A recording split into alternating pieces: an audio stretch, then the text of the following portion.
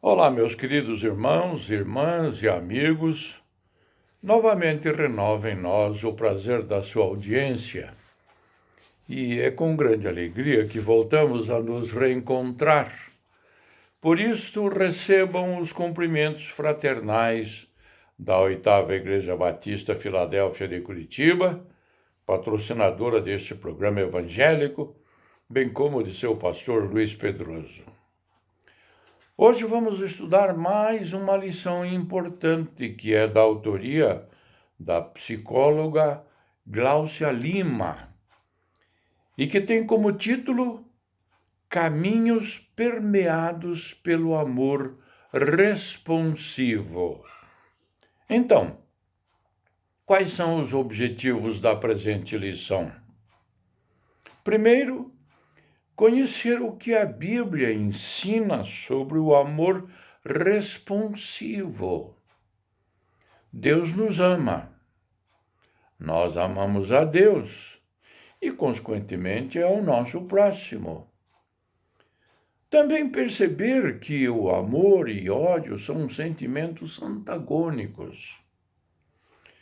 Porém, no viver diário, estão tão próximos das pessoas, gerando conflitos e ações diferenciadas. E, por fim, praticar, demonstrando como podemos provar na prática que realmente amamos a Deus. Temos valorizado o amor de Cristo por nós? Vamos ao texto áureo desta lição. Porque Deus tanto amou o mundo que deu o seu Filho unigênito, para que todo aquele que nele crer não pereça, mas tenha a vida eterna. Versículo conhecido, não é mesmo? Ele está no Evangelho de João, capítulo 3, versículo 16. Alguns textos bíblicos inspirativos. Marcos, capítulo 12, versículos 29 a 31. Respondeu Jesus: o mais importante é este: ouve, ó Israel, o Senhor, o nosso Deus. O Senhor é o único Senhor. Ame o Senhor, o seu Deus, de todo o seu coração, de toda a sua alma, de todo o seu entendimento e de todas as suas forças. O segundo é este: ame o seu próximo como a si mesmo. Não existe mandamento maior do que estes. Vamos agora para a primeira carta de João, capítulo 4, versículos 16 a 21. Assim, conhecemos o amor que Deus tem por nós e confiamos nesse amor. Deus é amor. Todo aquele que permanece no amor, permanece em Deus e Deus nele. Dessa forma, o amor está aperfeiçoado entre nós, para que no dia do juízo tenhamos confiança, porque neste mundo somos como ele. No amor não há medo. Pelo contrário, o perfeito amor expulsa o medo, porque o medo supõe castigo. Aquele que tem medo não está aperfeiçoado no amor. Nós amamos porque ele nos amou primeiro. Se alguém afirmar, eu amo a Deus, mas odiar seu irmão, é mentiroso. Pois quem não ama seu irmão a quem vê, não pode amar a Deus a quem não vê. Ele nos deu este mandamento: quem ama a Deus, ame também seu irmão. Esta lição tem como introdução o seguinte texto: um dos propósitos desta lição é conhecer o amor responsivo. O amor que brota em nossas vidas como uma resposta a Deus pelo grande amor que Ele tem e evidencia por nós. Algumas pessoas sofrem por não ter um amor correspondido ou por não se sentirem alvo do amor de alguém. O amor é um fenômeno que move o ser humano e a sua falta o paralisa. Há pessoas doentes psicologicamente e fisicamente devido à falta da vivência do amor. Por outro lado, Deus é amor e dele flui o amor como uma fonte inesgotável para exercermos um amor responsivo e fundamental, que percebamos que somos alcançados pelo amor de Deus. E quando alguém não consegue perceber o amor de Deus em sua vida, o que fazer? Após tentar responder esta pergunta, também se faz necessário destacar uma diferença fulcral, fundamental. O amor do ser humano, ainda que seja verdadeiro, é limitado pela condição humana, é fraco e é influenciado pelas circunstâncias da vida. Já o amor de Deus é perfeito, ilimitado por qualquer tipo de circunstância e incondicional, desde que o ser humano o aceite. Deus ama a todos. Mas o que é amor? Vamos ao próximo tópico que fala sobre exatamente esta expressão, Deus é amor. O apóstolo João, em sua primeira carta, no capítulo 4, versículo 8, faz esta afirmação, Deus é amor. Entende-se, então, que a essência de Deus é o amor. Entender a palavra no seu contexto original nos ajuda a percebermos melhor a profundidade do seu significado. Quando João declara que Deus é amor, ele utiliza a palavra ágape, que no contexto bíblico é o amor que se centra na preferência moral e que no Novo Testamento normalmente se refere ao amor divino e ao que Deus prefere. Como assim? É o amor referido pela palavra grega, ágape. Vai além das outras palavras gregas usadas para se referirem ao amor. Você já deve ter ouvido falar que a palavra amor também pode ser encontrada no grego como philéu, se referindo ao amor fraternal entre as pessoas, o sentimento de afeição íntima, e a palavra eros, que se refere ao amor romântico, ao contrário do que muitos pensam, a palavra eros não é mencionada no Novo Testamento. Quando os autores do Novo Testamento utilizam a palavra ágape, estão se referindo a um fenômeno mais profundo que tem a sua origem na essência de Deus. O compromisso incondicional de ver o outro bem, um sentimento que reflete em uma ação altruísta, que sai do interesse próprio e se desloca ao outro. Por esse motivo que a palavra amor, ágape, também é compreendida como benevolência. O texto que define a essência de Deus como amor reflete justamente o texto áureo da lição, pois a revelação do amor de Deus ocorreu através da vinda do seu Filho encarnado, Jesus Cristo, para redimir o ser humano que estava falido em maus caminhos e pecados.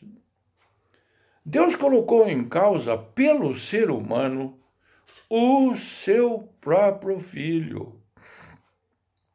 Para pais que valorizam a paternidade, dar um filho em favor de outros é algo que foge da capacidade humana. Só Deus para tê-lo feito. Esse amor ágape é o amor que perdoa o mais torpe pecador, como Paulo, que participou do assassinato de cristãos antes de se converter e foi perdoado, conforme registrado em 1 Timóteo, capítulo 1, versículo 15. Como o rei Manassés, que depois de tantas atrocidades foi perdoado, conforme registrado em 2 Coríntios, capítulo 33, versículos 6 e 13.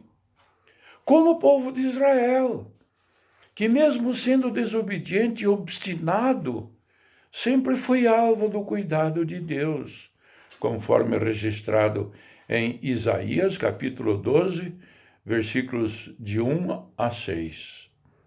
E como nós, que somos perdoados mediante o arrependimento, conforme registrado em Atos, capítulo 16, versículo 31.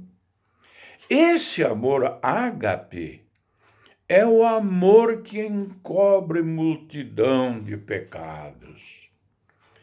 Jesus, quando foi ungido pela mulher que chorava aos seus pés, explicou que o amor também está relacionado ao reconhecimento do quanto se foi perdoado. Conforme registrado em Lucas capítulo 7, versículo 47, aquela mulher amou tanto a Deus porque reconheceu o quanto foi perdoada. Para recebermos o amor de Deus, precisamos reconhecer o quão carente éramos e somos do seu perdão. Aplicação. Você se sente amado por Deus? Será que temos noção do quanto fomos perdoados? Ou nos achamos excelentes pessoas que quase nem precisamos de perdão? Vamos ao tópico 2. Amor e ódio não é uma fórmula que dá certo. A palavra ódio é muito forte e está representando o pior do ser humano. Não é um sentimento desconhecido, nem mesmo para os crentes em Jesus Cristo. O apóstolo Paulo nos remete à necessidade de alimentarmos o nosso espírito e não satisfazermos os desejos da carne, que não procedem de Deus, conforme registrado em Gálatas capítulo 5, versículos 16 e 17. Paulo deixa claro que o ódio faz parte das obras da carne, conforme registrado em Gálatas capítulo 5, versículo 19, e que tais obras excluem o indivíduo de herdar o reino de Deus. Não há dúvida de que isso significa a exclusão da vida eterna, que é a pior coisa que pode acontecer ao ser humano. Alguns crentes em Jesus Cristo alimentam fantasias de que estarão no reino dos céus, apesar dos seus sentimentos de rancor e ódio por algumas pessoas. Ao tratar deste assunto, é necessário também ponderar que existem situações que devem ser analisadas com muito cuidado, como, por exemplo, situações reais de violência que geram traumas e sequelas sérias no indivíduo. A palavra de Deus nos revela que Deus é restaurador, justo, amável, benigno e, mais que qualquer pessoa, sabe dos horrores que muitas vezes acontecem neste mundo, também ficando muito entristecido com tais barbáries. Deus pode e quer nos curar. O objetivo aqui não é apontar o dedo e julgar absolutamente ninguém, mas sim provocar uma reflexão sobre crentes que têm um coração rancoroso e, portanto, assassino. O apóstolo João foi muito objetivo quando escreveu: quem odeia seu irmão é assassino. E ele completa dizendo: e vocês sabem que nenhum assassino tem a vida eterna em si mesmo. Isto está registrado em João, capítulo 3, versículo 15. Ao mesmo tempo que João traz essa realidade tão dura, ele também explica que, apesar de não poder ser salvo por si mesmo, por Deus tudo é possível. Certa vez, quando os discípulos conversavam com o Senhor sobre o amor às riquezas, os discípulos ficaram espantados sobre como não é fácil viver uma vida digna da salvação. Vejam o que perguntaram para Jesus: quem pode ser salvo? Isso está registrado em Mateus capítulo 19, versículo 25b. Jesus logo esclareceu que pelos sentimentos humanos a salvação é impossível, mas que através do poder de Deus ela se torna acessível. E responde assim: para o homem é impossível, mas para Deus todas as coisas são possíveis. Isso está registrado em Mateus capítulo 19, versículo 26. Com isso, é importante ressaltar que, se estamos sob o amor de Deus, o ódio não deve ocupar espaço em nossa vida, pois são sentimentos antagônicos e que precisam ser regulados pelo Espírito Santo.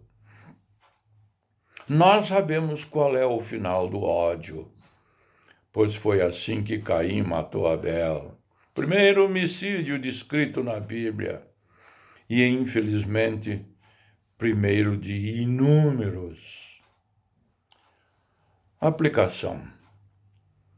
Faça uma análise sincera se existe rancor ou ódio em seu coração para ser eliminada da sua vida.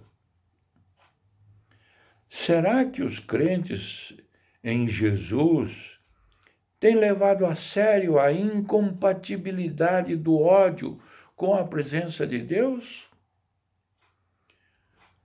Tópico número 3. O amor responsivo é mais que um sentimento. Os sentimentos são muito importantes, mas as ações são fundamentais.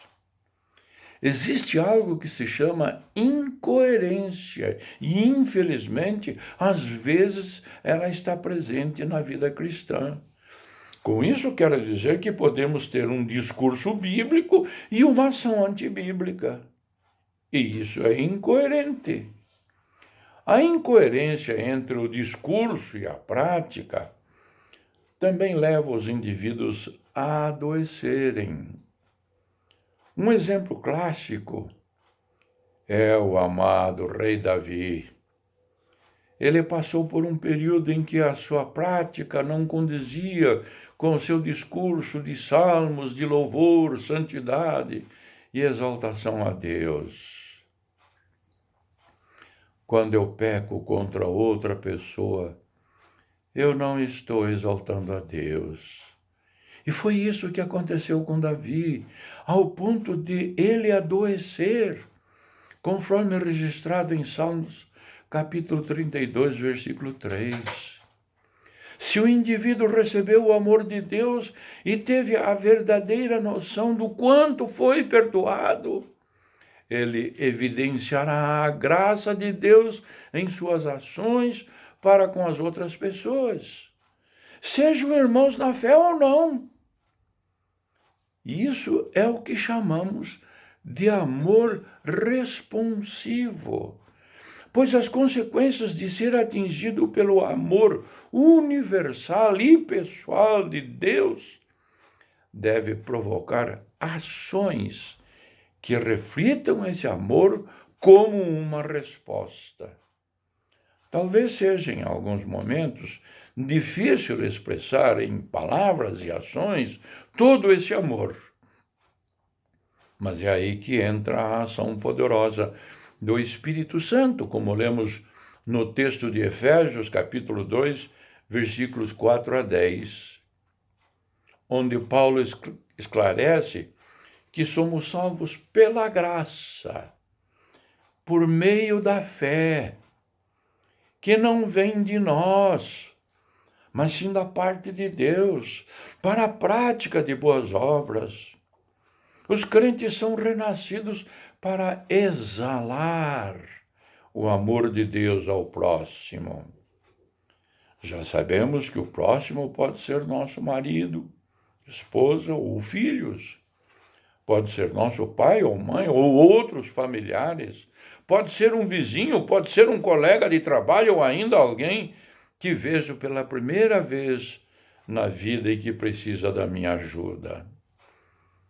Paulo exorta, por exemplo, que, como cristãos, devemos ser os primeiros a cuidar de nossa família, como registrado em 1 Timóteo, capítulo 5, versículo 8. Caso contrário, o cristão será incoerente. Este ponto sobre ser concluído como o texto de Marcos, capítulo 12, versículos 29 a 31. Quando Jesus resume todos os mandamentos na essência que é o amor. Amar a Deus acima de todas as coisas e ao próximo da maneira como também nos amamos. O crente é chamado para exalar esse bom perfume de Cristo, que é o próprio Espírito dele, revelado em ações de amor. Vamos a uma aplicação. Como o povo de Deus tem sido responsivo ao amor de Deus de maneira prática? Conclusão. Ao refletir o amor de Deus, é preciso lembrar que tudo se iniciou nele, como João escreveu em 1 João capítulo 4, versículo 19, onde disse que nós amamos porque ele nos amou primeiro. A humildade se faz necessária nessa temática do amor, pois a palavra é clara que nós, pela natureza humana, não conseguiremos viver a plenitude do amor de Deus conforme a proposta e projeto divinos. Esta lição remete ao convite para que você possa relembrar ou aceitar o amor de Deus, abandonando toda e qualquer manifestação, seja interna ou externa, de ódio, sendo responsivo a este amor através de ações práticas para com as pessoas. Que o Senhor nos ajude. Amém.